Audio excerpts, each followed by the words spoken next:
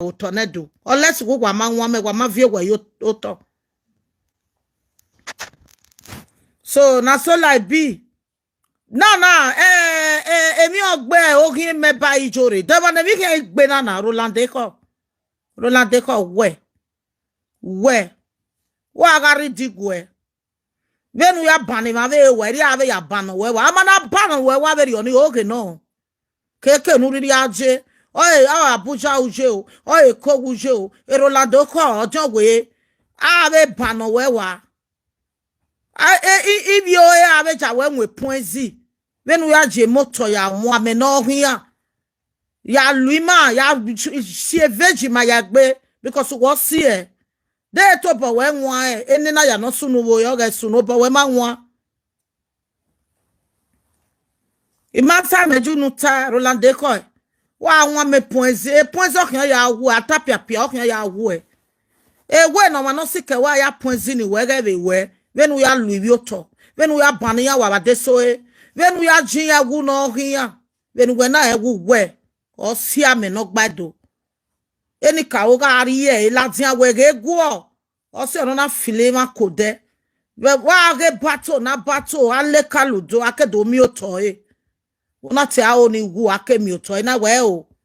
Now when you get Latone do ye kewa la lao, e dada be yana, wa wame ye kugwa la lao. Wano bi amanwa.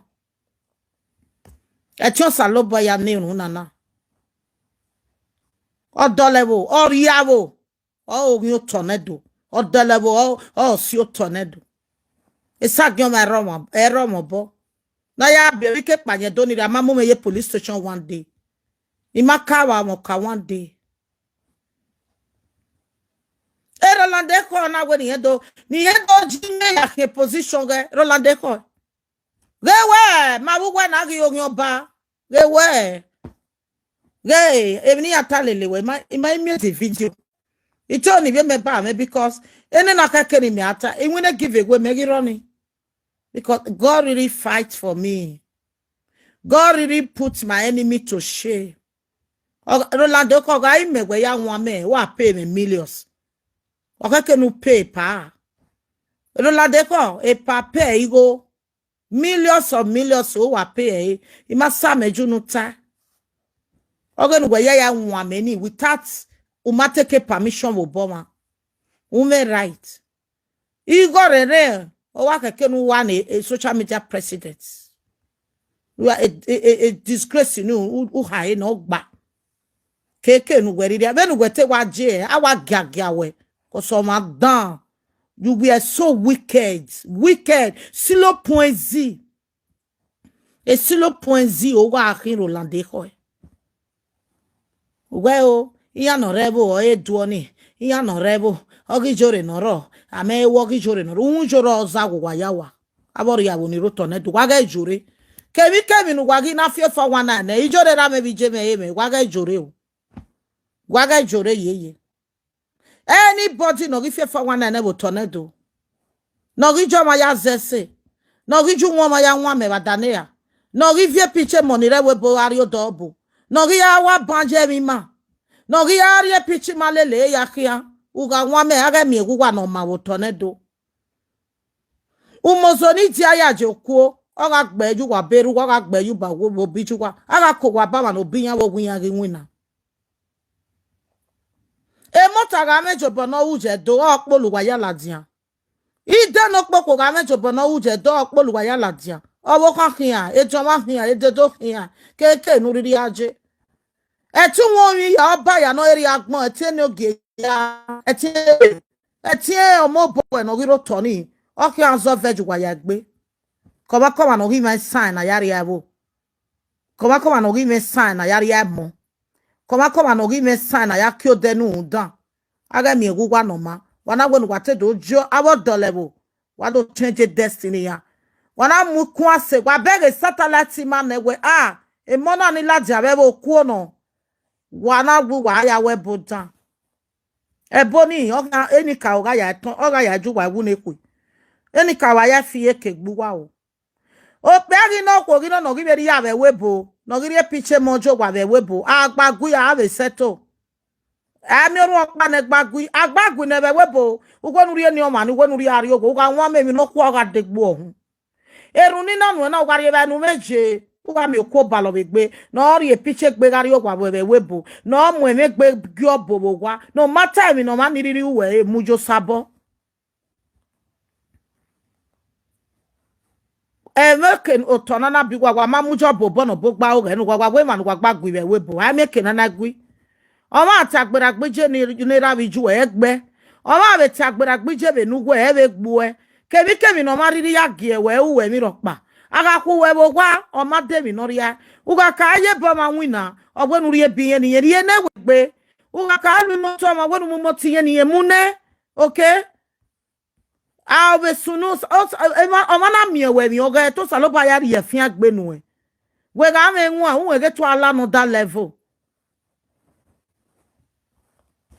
Eruma ya wana ona ese na zo ona waya gbe kita ya dane ya eru waya wana waga neru koso wanu wakede ga mose gbe ri oku wa bisi o wanu wakede na ki gbigban egbe ri oko ma bisi ori abo no regbe na no regbije o ga won mege begupo no de abori abo ni risi abori abo ni rotonedo waga begupo no de waya go me bise yeruna waga nwame waga begupo no de ori abo no mo gwere kie ori abo no obi omo na dabie ori abo no vinu ko sisi je magbe aga mi egugwa no ma o aga mi egugwa no ma o waga nwame aga mi egugwa no ma waga vi ogwe yo to na aga mi egugwa no ma oga era bi juojo to ga ma ogo saloba no do hudo ki ma hi nai uwe ne mono jije bo ga mi ogogo uga nwame ni ka oga tie we bagbe e fagbua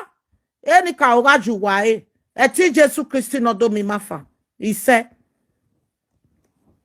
edene na iwo eni no rime ogi oba na oge Rolande ko o wa na we ne gwadu atijore ijabuwa if so ya tebe hinuwa Olade ko no be lugu pa no si awa labo no do si ene mi ya na ligiwa amagi mi no igwa yona because egbe wo wa ya wije so abi ya na eti mi ya eti oga bo maka egbe mi sunu ina atena we mi sunu wana weti bata na we mi sunu something is going on emi sunu na gi oga bo ama ege no gbugwe ken yo me lugwe ken ama ege ne bo ero akara yo be ri aiwa yo be degboze wagagbon ya neru eruma ya na obi ma akuku na egi anoro tonedo egi anoro egbere anoro ebo na biewe no rori omo obi ma akuku ni ya amagwo mari emi uri emi na ogwo uri emi nu mie sonje o kana re Europe keke no riri aje o balo no si egbe mo mana laja no do kon era la do ko uladian o do confess uladian o do imi manu ya nwame if no so egbe okowe okigi owawe ogogo egwe we be dagbon we Rolande ko kugwe ke family we e mo ya fefefe nu ya lulame e mo ya nu ya do ekina position we wa ladian wa ridigwe egunu nu jani nu ya lu ya jin ya lulame egunu wa be jo wa imi ya we ni ajabo we e video ni bi are YouTube ugwe ni ajabo we wa ridigwe kame ni ka oni ajabo kamo tone do ni ajabo kame wo pe wo ko ni ajive ni abia be bo ni ajabo we kame mo ya ni risi we ni ajabo without that Rolande ko urula bo kan wa ya aba den opoko urula bo kan wa ya aba mota emi ame no kwa kan dekun we aboga we mi nu o kan emi ame nu o he ga we mi nu o kan emi ame nu e ti o saloba to ya ni runa nu e efe nu do si e bo gbe for how many years ama egwu woga un dan woga wa dan wa ga ro obo agwa no kwa kete gbo ga re Rolande ko bo Rolande ko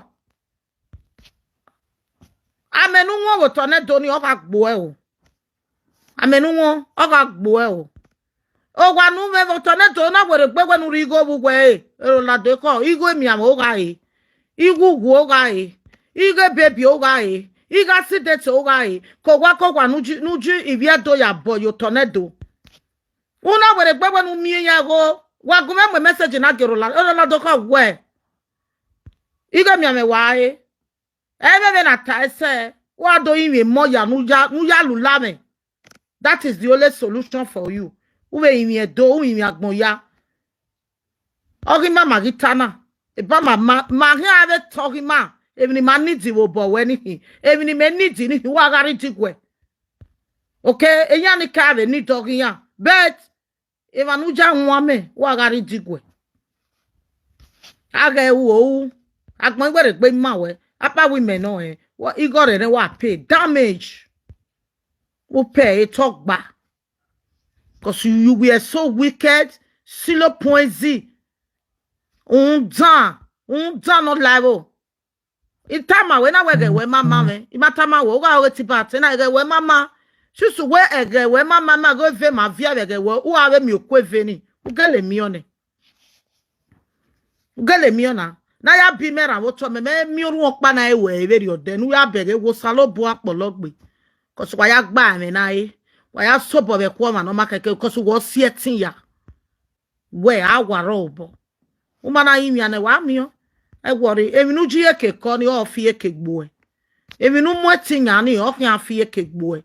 Eminu mori onya o kan fi eke gbo e. Oga okpe akpe nu e no mana temata ma wo pia ni ga won mo lowe lawe. Oga okwo okpe nu e no ko ni mana nwa me. Oga won mo lowe lawe. Koma no gi jawe yeke. Ero la de ko no gi gwe ami mi uwe e. Ye okuta gwegbe no vekere. O salo ba be ni ka wo kan atie mani la imi. O salova ni tutie bogwe o ta. Onwe dia ni yesi ge ogan ati o mani la mi. Koma no giri ebo no ya ahia. No gi vini ukun da yo wegbe. Ukun na ya teme no se. Ukun ya mwe mani ke ni aro toto we. O salova me o disgrace wa ya.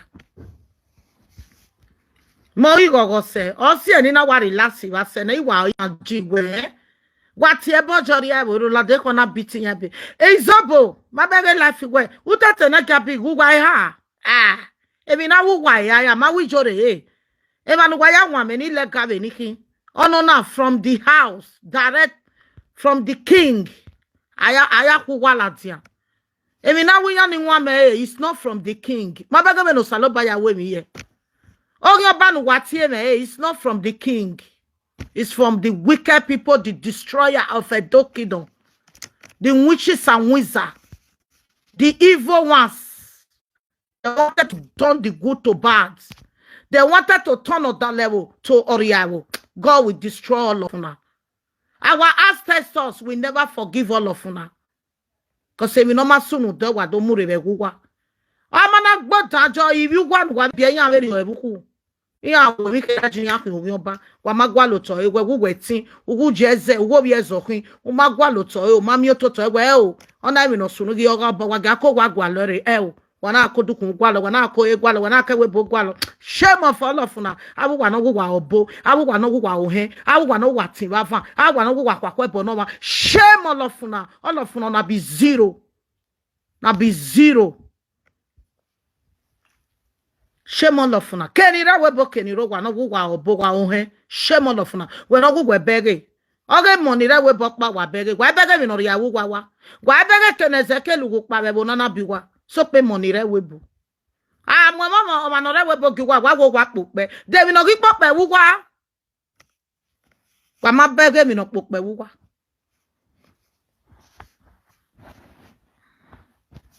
egbona mi e o te se igele seli o me sesha ni ka ko ware ne betin salobo before I can know what to do ati wa wi joro ogun oba ma wu wa ago ma no ogun oba wa konde we wa pa bo ba we we wa imeri ogun oba na wa me yeti gun wa won wa mo na muri ya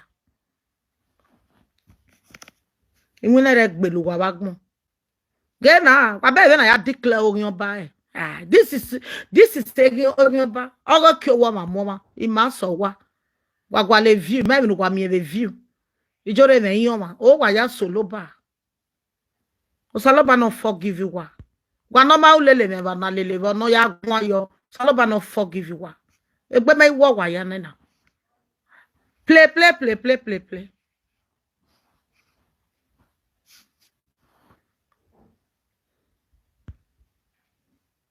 Osaloba we say wagume gogo. Osaloba we say glory be to the Almighty God. O wa te women wa ya boezo. Eri ancestors ya boezo. It's a lie oh. It's a lie. Ebo yeku. Women tijo wa mama ya boyen gbe me. But our ancestors will not lie. Ancestors your my no ga my no ga. Wa fi don polo we la dia. Eko we ma won polo we la dia. Especially when no na iwa aje da do ga neru wo wa. Wo isieni na baba buimare ni ka wa buimare onagi ogabo ama agero la de ko yan wa ro toto yen obo ezo obo ekelu pa yon vie bo la dian yon be vie bo ni be la wo wa yon emi no ri ujo akewa ave ti e bo la de ko kan e ori ya wo yon kan e